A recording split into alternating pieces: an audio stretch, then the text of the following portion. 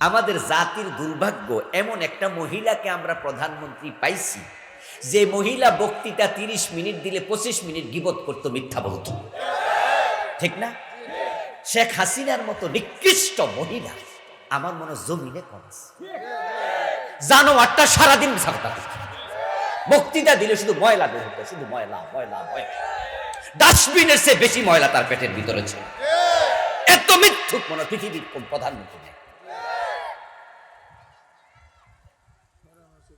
বক্তৃতা দিলে সারাক্ষণ গীবত শেখায়াত, শুধুমাত্র বিএনপি জামাতের বিরুদ্ধে কইতে কইতে কইতে কইতে এমন প্রভাব জাতির উপরে পড়ছিল, তার দলের নেতাকর্মীরাও যে বেটা স্বাধীনতায় জন্ম নেয় নাই হেরো রাজাকার বলে গালি দিত। আমার কত রাজাকার বলে গালি দিচ্ছে। আপনাদের এই কালীগঞ্জ আমিও তো 5-7 বছর মাহফিল করতে পারি না, বন্ধ ছিল না। এই কাপাসিয়া করতে পারি না 12 বছরের উপরে। কত জায়গায় রাজাকার কইছে, অথচ আমার জন্ম 75। এটা মিথ্যা কথা না? এই মিথ্যা কেন আসলো? ওই যে একজনের শুধু সারাক্ষণ রাজাকার রাজাকার রাজাকার রাজাকার, এমন মিথ্যা বলা শুরু করছে, এই রাজাকার শব্দ দিয়ে আল্লাহ তারা ধ্বংস করে দিচ্ছে। যে শব্দ দিয়ে সে নির্দোষ মানুষের জেলে দিছে, ফাঁসি দিছে। আল্লামা সাইদি রহমতুল্লাহ আলাইহি উনার বড় ছেলের জানাজার নামাজে যখন বুলবুল সাইদি ভাই মারা গেল, ওই জানাজার নামাজে আল্লামা সাইদির একবারে সামনে ছিলাম, 1-2 হাত সামনে ছিলাম। আপনারাও কেউ কেউ হয়তো সে জানাজার নামাজে গিয়েছেন। আল্লামা সাইদি সেদিনের বক্তৃতায় বলেছিলেন, আল্লাহর ইজ্জতের কসম, 71 সালের কোনো ময়লা কাদার ছিটাফোঁটা সাইদির গায়ে লাগে নাই, লাগে নাই, লাগে নাই। আল্লাহর কসম করে ছেলের লাশ সামনে রেখে উনি বলেছেন। তো যেই লোকটা বলছে ওই কাদা 71-এর যে যত কথা তোমরা বলো, একটা কাদার ছিটা আমার গায়ে লাগে না, তাহলে যারা উনাকে আদালতে মিথ্যা সাক্ষী দিছে ওদের মুখের হিসাব কি আল্লাহ নেবে না? উনাকে রাজাকার সাইদি দেলু রাজাকার বানাইছে। এই যে মিথ্যা বলতে বলতে বলতে বলতে এই শব্দ দিয়া ফাঁসি দিলা, এই শব্দ দিয়া জেল দিলা, আল্লাহ এই শব্দ দিয়া তোমাদের ধ্বংস ডেকে এনেছে। ফলাপান মিছিল করছিল না, চেয়েছিলাম সংস্কার, হয়ে গেলাম রাজাকার। আমি কে তুমি কে বলে নাই। ফলাপান বলছে এই বেটা রাজাকারের নাতি পুতিরে চাকরি দিব না। এই যে 5ই আগস্টের বিপ্লবটা হলো, আসলে এবারের বিপ্লব করেছেন আরশের মালিক। এই পরিকল্পনা পুরাপুরি কোথায় হয়েছে? এটা দুনিয়ায় হয় নাই। কারণ যে আন্দোলন, এটা আওয়ামী লীগের কাছে কোনো আন্দোলন না। ফোলাভান মানুষ উঠছিল ঘামাসি, এটা চুলকাইলে যে ক্যান্সার হইয়া রুগী মইরা যাবে, এটা রুগী জানি না। ফোলাভান কইছে কোঠা সংস্কার, উনি বলতো যে ওকে সংস্কার করবনি, ঠিক আছে করবনি করবনি, ওকে ফোলাভান ইউনিভার্সিটি ঢোকো, কলেজে যা পড়ো, সংস্কার কি দরকার আমি দেখতেছি, ঝামেলা শেষ না। কিন্তু কইয়ে দিছে রাজাকারের ভূত লাগছে। পরেও যদি 3 দিন পরে কইতো এ ফোলাপান তোরা আমার নাতি তুললো, আমার তোরা তো কম বয়সী ফোলাপান, আমি তাই তোমাদের মা তোমাদের দাদি, আমার তো বয়স হয়েছে, না হয় রাগের সরে কয়ে লাইছি রাজাকার, যাও সরি তোমরা রাজাকার না, তোমরা আমার নাতি, আসো গণভবনে 1 কাপ চা খাও। ঝামেলা কিন্তু সেরা যাইত, তাও সারে নাই। তলে তলে কয় গুলি কর, ফোলাপান কয় গুলি খাবো, রাস্তা ছাড়বো না।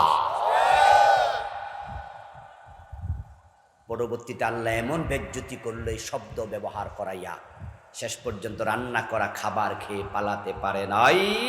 রান্নাও একজন, খাইলেও আর একজন, এক কাপড়ে পালিয়েছে, দ্বিতীয় কাপড় নিয়ে পালানোর সুযোগ পায় নাই।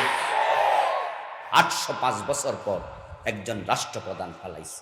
805 বছর আগে এ বাংলাদেশের আরেকজন নেতা রাষ্ট্রপ্রধান ছিলেন লক্ষণ সেন, সে নাকি রাজদরবারের পিছন দিয়ে পালাইছিল, এবার আরেকজন হেলিকপ্টারে করে পালাইছে।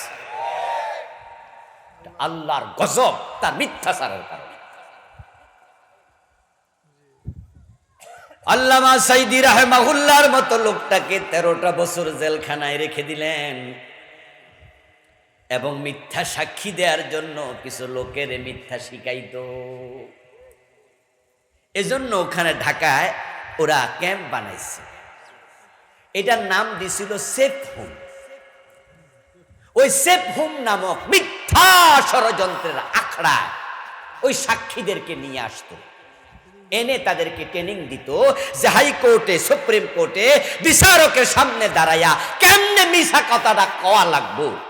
জিজ্ঞাসা করা হতো যে আপনি কি সেদিন ছিলেন যেখানে আল্লামা সাঈদী ওই পাড়ের হাটে আগুন লাগাইছিল? ও সাক্ষী বলবে হ্যাঁ আমি ছিলাম। কোন জায়গায় ছিলেন? অমুক জায়গায় ছিলাম। কারে মারছে? অমুকরে মারছে। কত তারিখে মারছে? 71 নভেম্বর মাসের 16 তারিখে মারছে। ওরে বাবা, 71-এর 16 নভেম্বর মারছে। স্মরণ শক্তি আপনার তো অনেক ভালো। বলুন তো আজকে বাংলা কোন মাস? কই জানি না। আজকে কয় তারিখ ইংরেজি মাসের? ইংরেজি মাসের কয় তারিখ খেয়াল তো নাই। আসছেন থেকে? উত্তরবঙ্গ থেকে।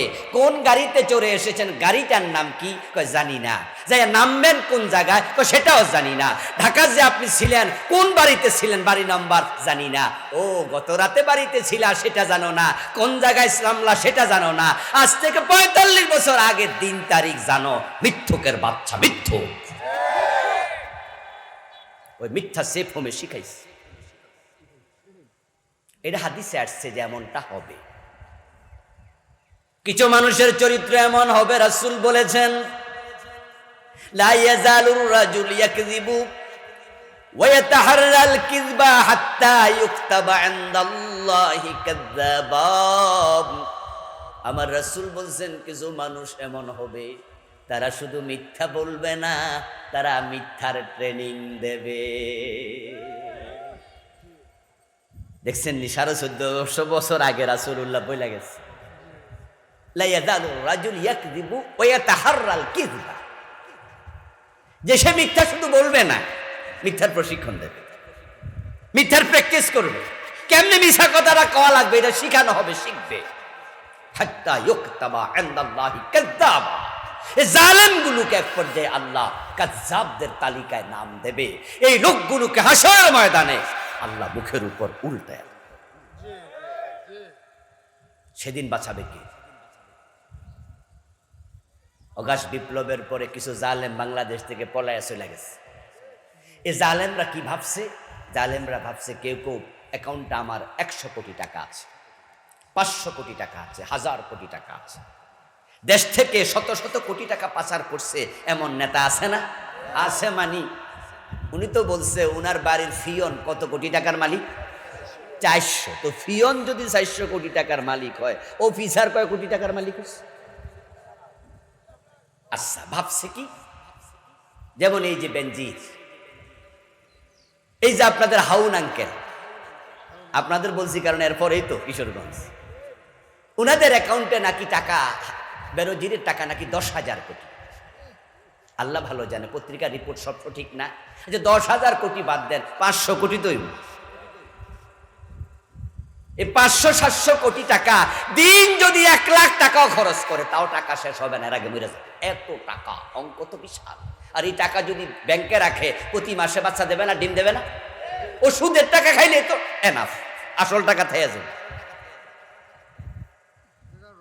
আচ্ছা, এখন বলুন তো ওই ব্যক্তি কি ভাবছে? ভাবছে চলে আসছি লন্ডন, চলে আসছি কানাডা, বাংলাদেশে জীবনে প্রয়োজনে আর ফিরব না। ঠিক আছে, তাহলে তোমরা যে ফাঁসিতে ঝুলাইছি, ও সাইদি তোমারে মেরে ফেলেছি। সুস্থ মানুষ। এক পর্যায়ে ওনাকে হাসপাতালে নিয়ে পরিকল্পিতভাবে জালেমগুলো হত্যা করেছে। 8-10 দিন আগে নয়া দিগন্ত পত্রিকা রিপোর্ট করেছে আল্লামা সাঈদীকে রয়ের প্রেসক্রিপশনের আলোকেই হত্যা করা হয়েছে। আমরা তখনই ধারণা করেছিলাম যে এটা হত্যাকাণ্ড, কারণ তিনি অসুস্থ হলে গাড়ি থেকে নেমে এত সুন্দর করে সালাম দিতেন না। উনি তো হার্টের রোগী, ওরা বলছে হার্টে প্রবলেম, ব্লক তো আগেই ছিল, রিং ছিল পরানো। আমরা তুমি 103 ডিগ্রি জ্বর হইলে তো হাসি আইয়া না। আর উনি কত সুন্দর করে হাসি দিয়ে জিজ্ঞাসা করছে আপনারা কেমন আছেন? বলে নাই? ছবি আপনারা দেখেছেন। ওনার ছেলে নাসিম সাঈদী, যিনি 4 নম্বর ছেলে, আব্বা আসছে শুনে তিনি চলে গেছেন হাসপাতালে। সেদিন রাতে আমিও হাসপাতালে গিয়েছিলাম, যেদিন তাকে শহীদ করা হয়। নাসিম ভাইয়ের সাথে আমার সেখানে দেখা হয়েছে। মাসুদ ভাই ছিলেন আমেরিকায়, শামীম ভাই ছিলেন বাহিরে। নাসিম সাইদি ফজরের পর চলে গেল, বাবা আসছে শোনার সাথে সাথে মৃত্যু পর্যন্ত নাসিম সাইদিকে তার বাবার সাথে দেখা করতে তারা দেয় নাই। পরিকল্পনা ছিল হত্যা করবে। এখন কি ভাবছে? ভাবছে যাব না আর কানাডা থেকে। কি করবি তোরা? এই তোরা কি করবি? কিচ্ছু করতে পারবি না, কোটি কোটি টাকা আছে, বেঁচে গেলাম, দেশে ফিরবো না। আমি বলছি দোস্ত ঠিক আছে বেঁচে গেলা, কিন্তু হাসরের ময়দানে যখন আল্লাহ উল্টাবে তখন তোমারে বাঁচাবে তোমার কোন বাবা? সেদিন বাঁচাবে কোন নেতা? আমার সামনে আপনারা যারা আছেন, আখেরাতে সবার বিশ্বাস আছে না? তো রাসূল বলতেছে আল্লাহ কিছু মানুষকে মুখের উপর উল্টাইয়া দেবে। কিলা ইয়া রাসূলুল্লাহ কাইফা ইয়ামশুনা আলা উজুহিহিম, প্রশ্ন করা হলো রাসূল মুখের উপরে মানুষ আবার কেমনে হাঁটবে?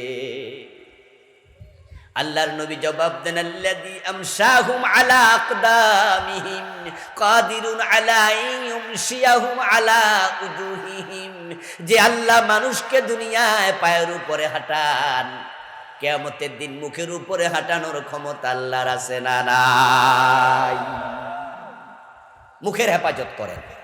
মা ইয়ালফিযু মিন কাওলিন ইল্লা লাদাইহি রাকীবুন আতীদ, মানুষের দুই ঠোঁটের মাঝখান দিয়ে যতগুলো শব্দ বের হয় একটা শব্দ বাদ যাবে না, সব আমলনামায় রেকর্ড করা হয়,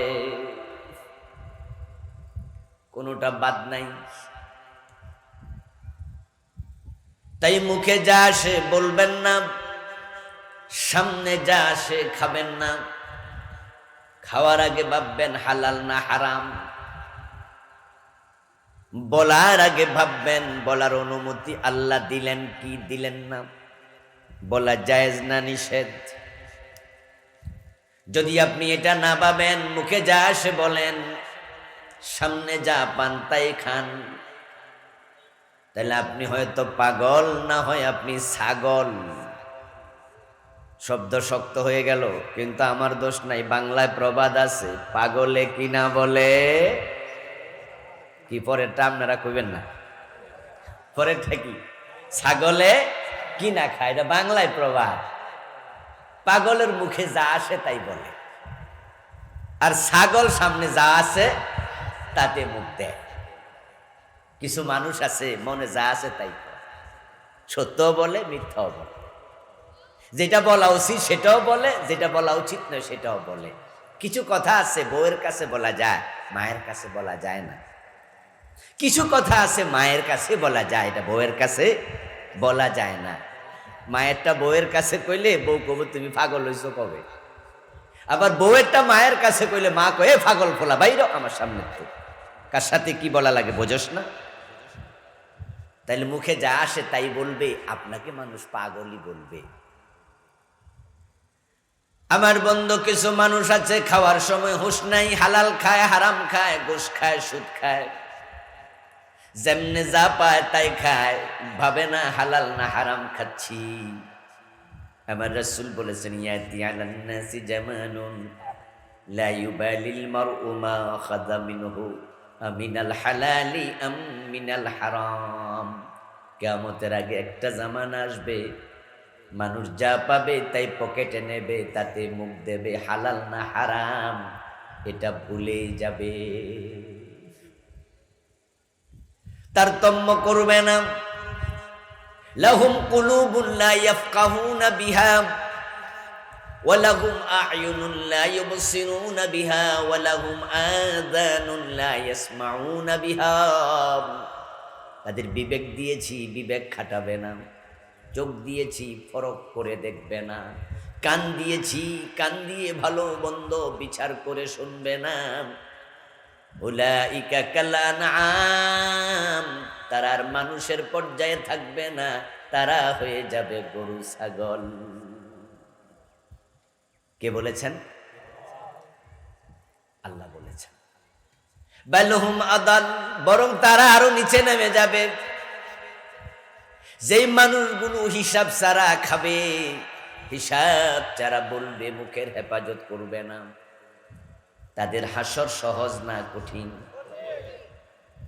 তাই রাসূলুল্লাহ সাল্লাল্লাহু আলাইহি সাল্লাম বলেছেন, মান সামাতা নাজাব, যে ব্যক্তি চুপ থাকতে শিখবে, কম বলবে, সেই মুক্তি পাবে। যে নিজের জিহ্বার হেফাজত করবে সেই নাজাত পাবে। এক সাহাবী রাসূল সাল্লাল্লাহু আলাইহি সাল্লামের কাছে গেলেন, গিয়ে প্রশ্ন করছেন, ইয়া রাসূলুল্লাহ মান নাজাত, হুজুর নাজাত কিভাবে মিলে, মুক্তি কিভাবে মিলে, জাহান্নাম থেকে কিভাবে পরিত্রাণ পাবো? জাহান্নাম থেকে বাঁচার চিন্তা আমাদের আছে না? এই প্রশ্নটা ওই সাহাবীর একা না, এটা আমাদেরও প্রশ্ন, যে জাহান্নাম থেকে কেমনে বাঁচা যায়। ইয়া রাসূলুল্লাহ মান নাজাত, নাজাত কিভাবে মিলবে? আল্লাহর হাবিব সাল্লাল্লাহু আলাইহি ওয়াসাল্লাম ওই সাহাবীকে দুটি পরামর্শ দিলেন। আমলিক আলাইকা লিসানাক ওয়াবকি আলা খাতিয়াতিক। ও মিয়া, তুমি নাজাত চাও, পরিত্রাণ চাও, যদি জাহান্নাম থেকে মুক্তি পেতে চাও, প্রথম পরামর্শ হলো তুমি তোমার জিহ্বার হেফাজত করো, নিজের জিহ্বা নিজে কন্ট্রোল করতে শিখো।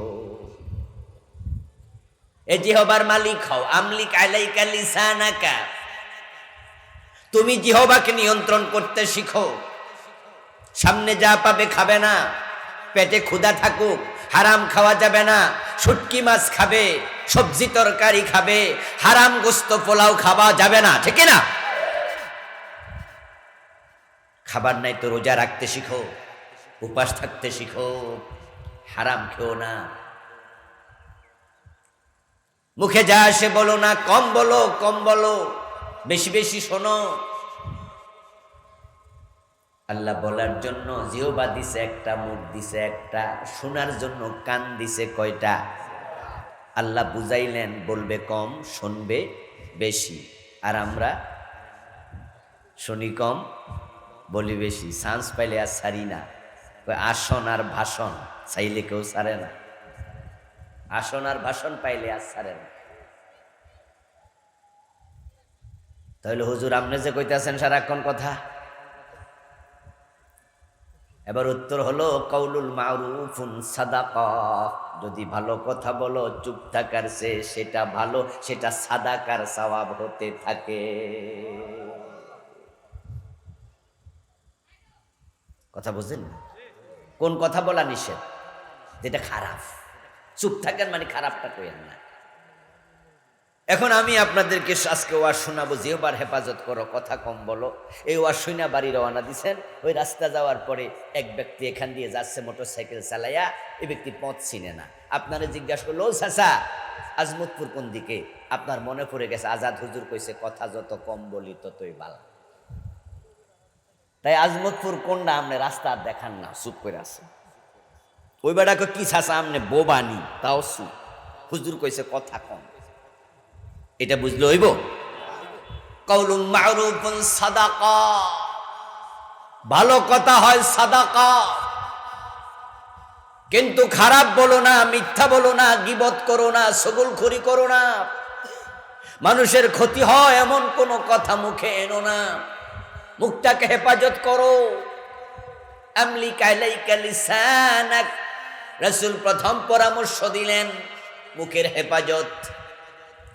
দ্বিতীয় পরামর্শ ওয়াবকি আলা খাতিয়াতিক, এবং যে গুনাহগুলো করেছো ওই গুনার জন্য চোখের পানি ছেড়ে দিয়ে কাঁদো। যে মুখের হেফাজত করবে, চোখের পানি ছেড়ে কাঁদবে, সে ইজিলি জান্নাত পাবে, সহজে জান্নাত পাবে, তার নাজাত মিলে যাবে। আমরা সহজে জান্নাত পেতে চাই না, তাহলে দুটি কাজ। অপরাধের জন্য চোখের পানি ছেড়ে দিয়ে কাঁদতে শিখুন। قال رسول الله صلى الله عليه وسلم ما من عبد مؤمن يخرج من عينيه دموع ওয়ালাউ কানা মিসলু রাসিল যুবাবি মিন খাশিয়াতিল্লাহ। রাসূলুল্লাহ বলছেন, যখন কোন মুমিন আল্লাহর ভয়ে কাঁদে, তার চোখ থেকে মাছির মাথা পরিমাণ পানি যদি বের হয়, হাত্তা ইউসিবা হাররা ওয়াজহিহি ইল্লা হারামাল্লাহু আলাইহিন নার, ওই চোখের পানিটা তার গাল পর্যন্ত আসার সাথে সাথে আল্লাহ তার জন্য জাহান্নাম হারাম বানায়া দেয়। এই জন্য রাসূল পরামর্শ দিলেন, নাজাত চাও আমার সাহাবী, তাহলে কাঁদতে শিখো, কাঁদতে শিখো। দুটি ফোঁটা আল্লাহর কাছে খুব প্রিয়, একটা হলো শহীদের রক্তের ফোঁটা, আর একটা হলো মুমিনের চোখের পানির ফোঁটা। এই দুটিতে জাহান্নাম হারাম হয়, জাহান্নামের আগুন নিভে যায়। এই জন্য শহীদ হওয়ার জন্য অন্তরে তামান্না লাগবে। শাহাদাত আল্লাহর বড় নিয়ামতের নাম। যদি আপনি শহীদ হতে পারেন, রক্তের ফোঁটা জমিনে পড়ার সাথে সাথে আমলনামার সব গুনাহ আল্লাহ মাফ করে দেয়। ফারুক আযম ওমর রাদিয়াল্লাহু তাআলা আনহু আল্লাহর কাছে দোয়া করতে দিও। ওমরের দুটা দোয়াই আল্লাহ কবুল করেছেন। তিনি মদিনাতে নামাজরত অবস্থায় শাহাদাত বরণ করেছেন। ওনাকে আক্রমণ করা হয়েছিল মসজিদে, পরে তিনি শহীদ হলেন। চোখের পানি ছেড়ে দিয়ে কাঁদো, জবানের হেফাজত করো। যারা জবানের হেফাজত করবে না, তাদের উপায় নাই, উপায় নাই। মানুষকে জাহান্নামে সবচেয়ে বেশি নিবে তার জবান এবং তার লজ্জাস্থান।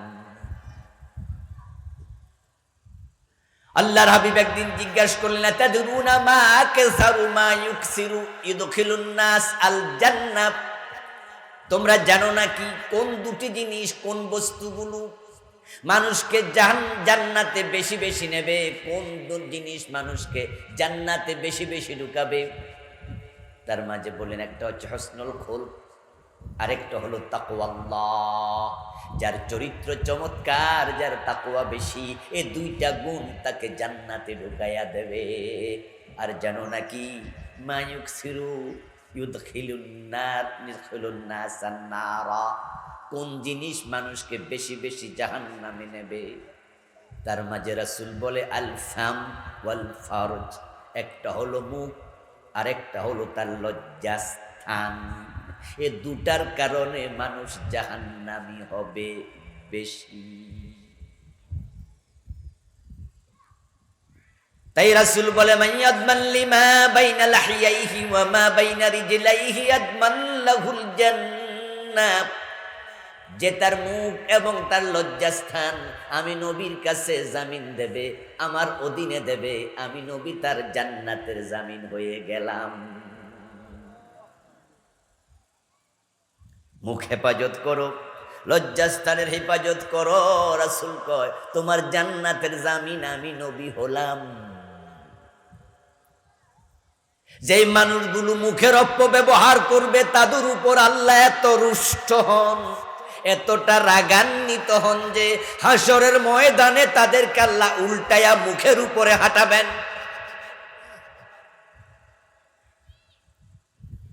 নবীজি সাল্লাল্লাহু আলাইহি ওয়াসাল্লাম বলেছেন, ইহশারুন নাস ইয়াউমাল কিয়ামাতি সালাসাত আসনাফ, হাসরের দিন মানুষগুলো কবর থেকে তিন দলে বিভক্ত হয়ে উঠবে। সিনফান মুশাতাব ওয়া সিনফান রুকবানা ওয়া সিনফান আলা উজুহিহিম, একদল মানুষ কবর থেকে ওঠার সাথে সাথে পিছনে অদৃশ্য শক্তি তাদেরকে ধাক্কাবে, তারা হেঁটে হেঁটে হাসরের ময়দানে রওনা দেবে। তারা হবে পদাতিক, হাঁটতে হাঁটতে হাসরের ময়দানে গিয়ে ঢুকবে, সেখানে 50,000 বছর থাকতে হবে। আর একদল মানুষ সিনফান রুকবানা, তারা বড় সৌভাগ্যবান, তারা কবর থেকে উঠে দেখবে কবরের পাড়ে জান্নাতের গাড়ি নিয়ে ফেরেশতা দাঁড়ায় আছে। তারা কবর থেকে ওঠার সাথে সাথে ফেরেশতারা আহলান সাহলান মারহাবা, ওয়েলকাম, স্বাগতম বলে বলে ফুলের পাপড়ি ছিটাইয়া, ফুলের মালা গলায় পরাইয়া আল্লাহর জান্নাতের গাড়িতে তুলবে। ওই গাড়ি হাসরের ময়দানে ঢুকবে না, ডিরেক্ট এই ব্যক্তিকে নিয়ে ওই গাড়ি আর সে আজিমের নিচে চলে যাবে। সেখানে তারা থাকবে 8 থেকে 10 মিনিট। কাসসালাতিল মাকতুবা আল্লাতী তুসাল্লা ফিদ দুনিয়া কামিকদারিস সালাতিল মাকতুবা। রাসূলুল্লাহ বলেন, দুনিয়ায় এক ওয়াক্ত ফরজ নামাজ পড়তে যতক্ষণ লাগে, 3 রাকাত ফরজ মাগরিব, 2 রাকাত ফরজ ফজর, ফরজ ফজর, 4 রাকাত ফরজ হলো জোহর এবং আসর এশা। ঠিক এই 4 রাকাত 3 রাকাত এক ওয়াক্ত নামাজ পড়তে দুনিয়ায় যতক্ষণ 5-7-10 মিনিট লাগে, রাসূল বলেন আর সে আজিমের নিচে তারা 8-10 মিনিট থাকবে। তারপর ডান হাতে আমল নামা দিয়ে বিনা হিসাবে জান্নাত দেয়া হবে। আর একদল বড় হতভাগা, তারা কবর থেকে ওঠার সাথে সাথে আল্লাহ তাদেরকে উল্টিয়ে দেবেন। তাদের পা চলে যাবে উপরের দিকে, মাথা চলে যাবে নিচের দিকে, ওদের মুখটাকে বাঁকা করে দেয়া হবে, তারা মুখমণ্ডলের উপরে হাঁটবে। সিনফান আলা উজুহিহিম, তারা হাঁটবে মুখের উপরে। উজুহুন, ওয়াজহুনের বহু বচন, ওয়াজহুন মানে চেহারা। মাথার উপরে হাঁটাবে না, মাথা থাকবে নিচে, হাঁটবে চেহারার উপরে। মাথা কারুবিতে বলে রাস, বহু বচন রুস। ওয়াজহুন চেহারা, বহু বচন উজুহ। মাথার উপরে হাঁটাবে না, মুখের উপরে। কেন? কারণ যত অপরাধ দুনিয়ায় করছে, সবচেয়ে বেশি অপরাধ করছে মুখ দিয়ে। বলুন তো, হারাম খাইছে কি দিয়া? কথা বলুন। মিথ্যা বলছে কি দিয়া? গীবত করছে কি দিয়া? ছগলখড়ি করছে কি দিয়া? আল্লামা সাইদির মতো লোকের বিরুদ্ধে আদালতে দাঁড়ায়া মিথ্যা সাক্ষী দিছে মুখ দিয়া। তোদেরকে আল্লাহ সেদিন উল্টায়া ছাড়বেন, বাঁচতে সেদিন পারবি না। আল্লাহর কত নিরপরাধ বান্দাদের বিরুদ্ধে মিথ্যা সাক্ষী আদালতে দাঁড়াইয়া মুখ খরচ করে দিচ্ছে, এ মুখের শব্দ দিয়া। গত 15 বছরে কি পরিমাণ মিথ্যাচার যে বাংলাদেশে হয়েছে।